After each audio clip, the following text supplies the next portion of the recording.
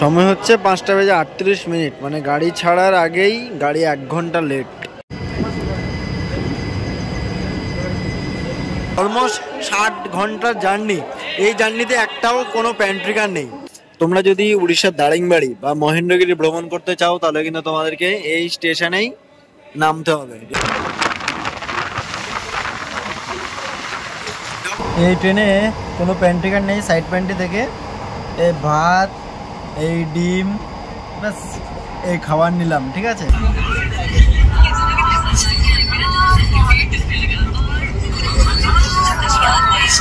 ঠিক যেমনটা বললাম সেটাই হচ্ছে। এই দেখো গাড়ি আগে বেরিয়ে যাচ্ছে আর এই আমাদের গাড়ি দাঁড়িয়ে আছে। 1401 কিলোমিটার যাত্রা সম্পূর্ণ করে ফাইনালি আমরা এসে পৌঁছালাম খড়গপুর রেলওয়ে স্টেশন।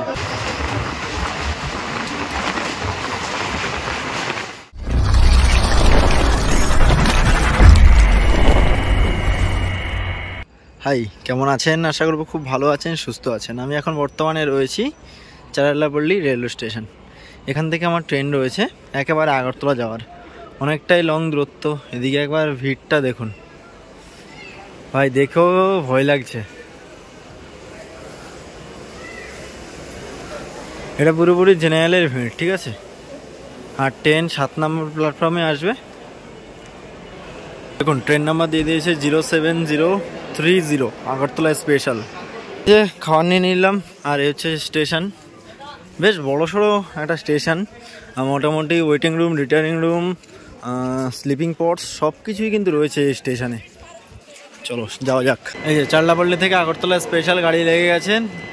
এই হচ্ছে কোচ B9। এই ট্রেনে কোনো প্যান্ট্রিকার নেই, এর জন্য এখানে দেখতে পাচ্ছি সাইড প্যান্ট্রির মাল লোড হচ্ছে, ঠিক আছে। আর এই ট্রেনে করে জার্নি হবে। এই যে B9। সময় হচ্ছে 5:38, মানে গাড়ি ছাড়ার আগেই গাড়ি 1 ঘন্টা লেট। যাই হোক, সময় হচ্ছে 5:48। ট্রেন এখন ছাড়লো চারলাপল্লী।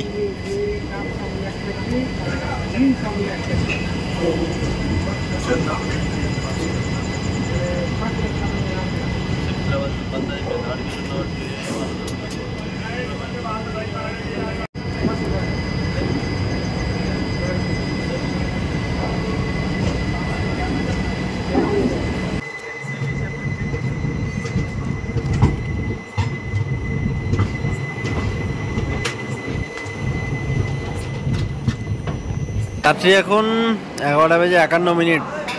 ফাইনালি আমরা এসে পৌঁছালাম বিজয়ওয়াড়া।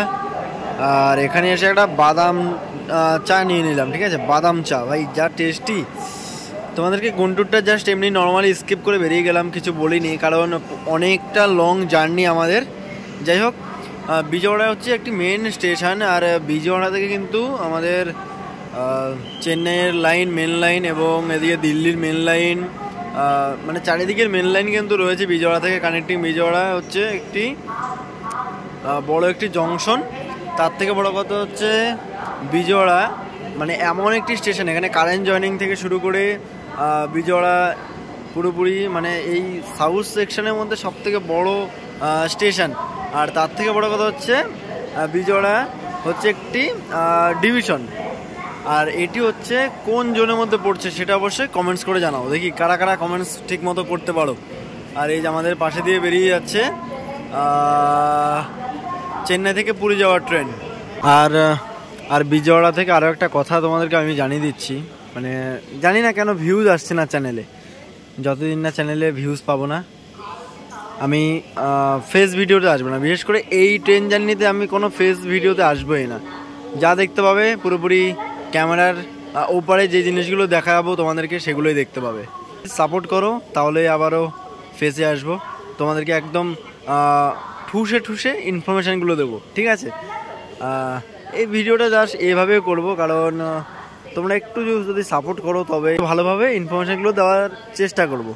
কারণ এর আগেও অনেক ইনফরমেশান দিয়েছি, বাট তোমরা কেন পছন্দ করছো না সেটাই বলতে পারছি না। যাই হোক, ট্রেন ছাড়ার সময় হয়ে গেছে, সিগন্যাল হয়ে গেছে, ডট টাইম রাত 12টা।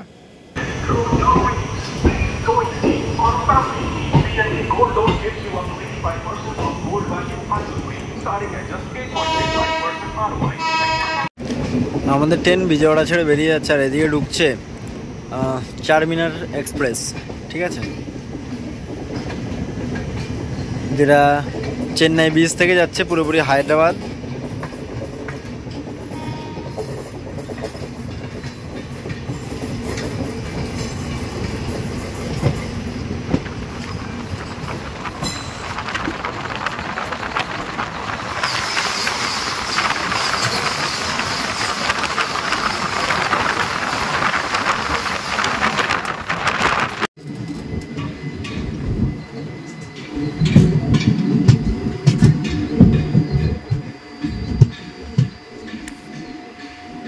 (838 কিলোমিটার যাত্রা সম্পূর্ণ করে আমরা এসে পৌঁছে গেছি পালাসা। আর এই পালাসাটা হচ্ছে অন্ধ্রপ্রদেশ রাজ্যে মধ্যেই পড়ছে। আর এটি আমাদের এই ট্রেন অলমোস্ট 2 ঘন্টা 35 মিনিট মতন লেটে রান করছে। এই হচ্ছে পালাসা রেলওয়ে স্টেশন। আর ট্রেন এসে পৌঁছালো 3 নম্বর প্ল্যাটফর্মে। এই যে অলমোস্ট বলতে না বলতে সিগন্যালও কমপ্লিট। স্টেশনে কাজ চলছে দেখতে পাচ্ছি, এখানে বেশ অনেক ট্রেনেরই স্টপেজ রয়েছে।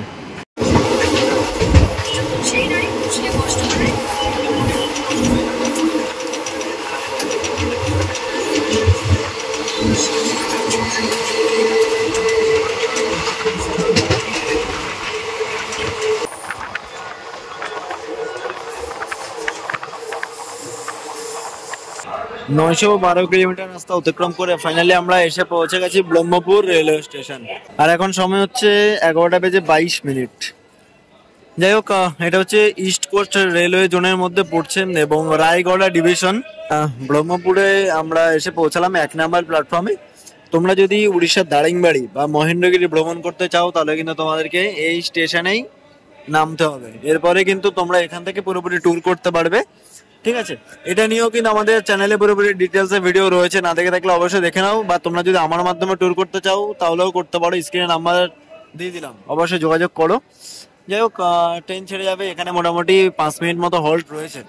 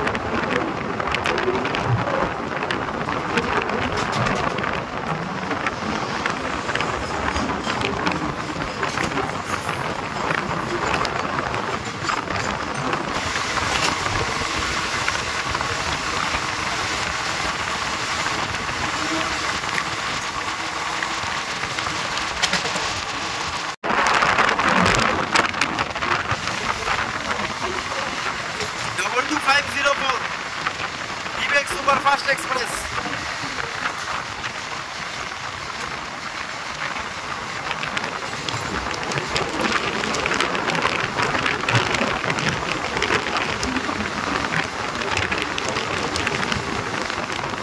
এই ট্রেনে কোনো প্যান্ট্রি কার্ড নেই, সাইড প্যান্ট্রি থেকে এই ভাত, এই ডিম, ব্যাস এই খাবার নিলাম, ঠিক আছে। যাই হোক, এটাই খেতে হবে। আনলে তোমরা অনলাইনে কিন্তু অর্ডার করতে পারো, অর্ডার করে কিন্তু খাওয়া দাওয়া খেতে পারো। চলো খাওয়া দাওয়াটা শেষ করি। সময় হচ্ছে 3টে বেজে 7 মিনিট। আমরা ফাইনালি এসে পৌঁছে গেছি ভুবনেশ্বর। এই হচ্ছে ভুবনেশ্বর রেলওয়ে স্টেশন। বেশ দারুণভাবে কিন্তু কাজ চলছে ভুবনেশ্বর রেল স্টেশন থেকে। মোটামুটি আর কয়েকটা বছরের মধ্যে এতটা উন্নত হয়ে যাবে ভুবনেশ্বর স্টেশন, আর এদিকে সামনে হচ্ছে কটক স্টেশন। এই দুটো স্টেশন কিন্তু বেশ দারুণ ভাবে কাজ করছে। যাই হোক, আমাদের ট্রেন অলমোস্ট 3 ঘন্টারও বেশি সময় লেটে রান করছে, আর বেশ ভালোই ভিড় রয়েছে। ভুবনেশ্বর গুরুত্বপূর্ণ একটি রেলওয়ে স্টেশন উড়িষ্যার, এবং উড়িষ্যার রাজধানী হচ্ছে ভুবনেশ্বর। ব্যাস, আর কি বলবো, এবার ট্রেনে উঠে পড়ি।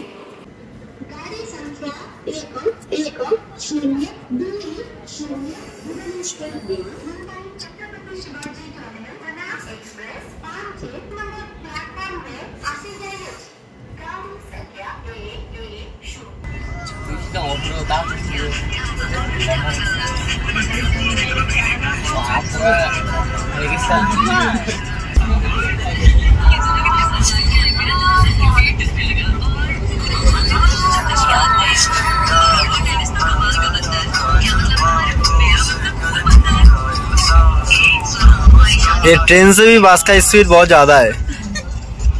नहीं नहीं नहीं, हाँ उधर बिल्कुल भी नहीं, साइकिल का स्पीड से ज्यादा है।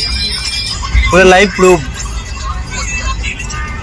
अरे ये ट्रेन और एक साइकिल को रेस में लगा दो, साइकिल जीत जाएगा। वो बस कितना फास्ट है। वो नाम क्या है? कौन सा? बीच का नदी। ये है महानदी।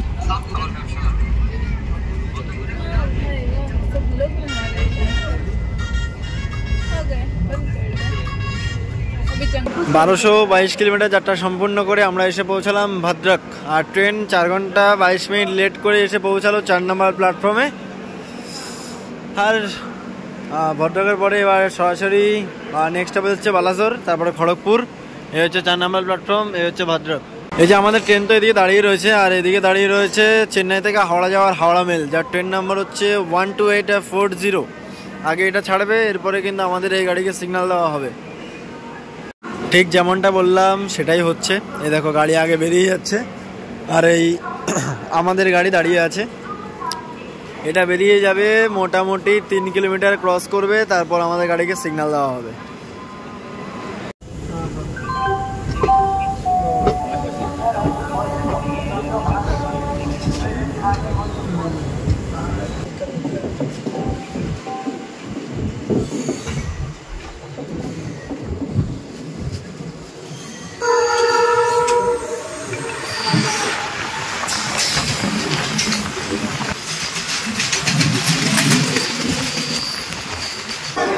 চোদ্দোশো 1 কিলোমিটার যাত্রা সম্পূর্ণ করে ফাইনালি আমরা এসে পৌঁছালাম খড়গপুর রেলওয়ে স্টেশন।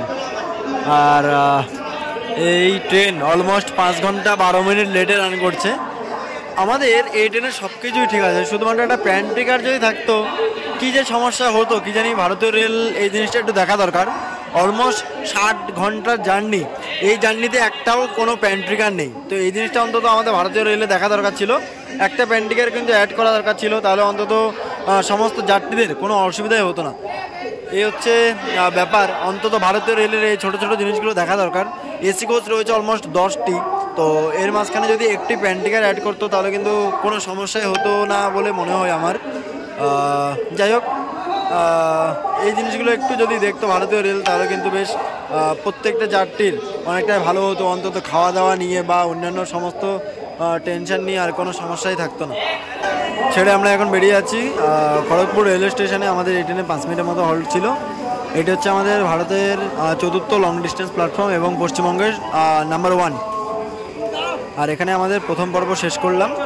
আর এটা হচ্ছে সাউথ ইস্টার্ন রেলওয়ে জোনের মধ্যে পড়ছে। খড়গপুর নিজেই একটি ডিভিশন, এটি একটি জংশন রেলওয়ে স্টেশন, কারণ এখান থেকে অনেক জায়গার লাইন আলাদা হয়। মেদিনীপুর থেকে শুরু করে টাটানগর সাইড, এদিকে আমাদের ভুবনেশ্বর সাইড।